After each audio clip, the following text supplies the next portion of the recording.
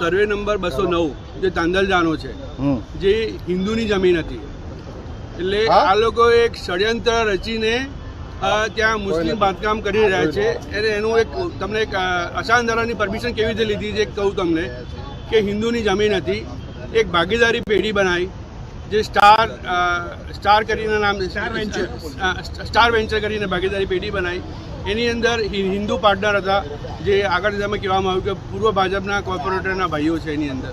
એટલે અસાધારણની પરમિશન જ્યારે આ લોકોએ લીધી ત્યારે હિન્દુ ટુ એ ભાજપના કોર્પોરેટરના ભાઈના નામથી પરમિશન લેવામાં આવી.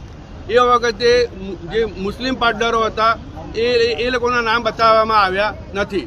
એટલે જ્યારે પરમિશન આપવામાં આવી તો હિન્દુ ટુ હિન્દુ બતાવીને પરમિશન લેવામાં આવી, અને પછી પાછળથી હવે ત્યાં જ્યાં જે સ્કીમ મૂકવાનો વારો આવે છે ત્યારે મુસ્લિમની સ્કીમ મૂકવાનો વારો આવે છે. એટલે આ સરકારની જોડે આ લોકો રમત રમી રહ્યા છે, અસાધારણનો ખોટો ઉપયોગ કરી રહ્યા છે. એ સરકારને અંધારામાં રાખીને હિન્દુ ટુ હિન્દુ પરમિશન લીધી અને હવે એના માટે ત્યાં આગળ મુસ્લિમોની સ્કીમ બાંધી રહ્યા છે. એટલે સરકારને અમે ધ્યાન દોરવા માગીએ છીએ કે આવી રીતે જે કાયદાઓ જે છે આ લોકોની ખોટી રીતે એનો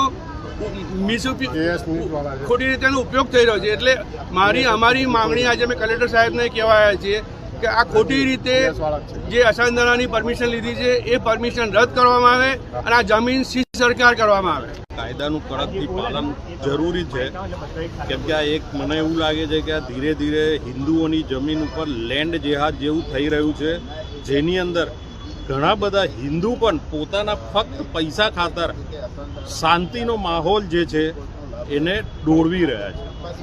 આજે નહીં ને કાલે આ સ્કીમ થાય, હોળી ધૂળેટી ગણપતિ પર જરા થોડોક પણ કલર લાગી જાય તો દિલ્હીના ગૌતમ બુદ્ધ નગર વાલી જે પરિસ્થિતિ છે આપણે અહીંયા પેદા થઈ જાય.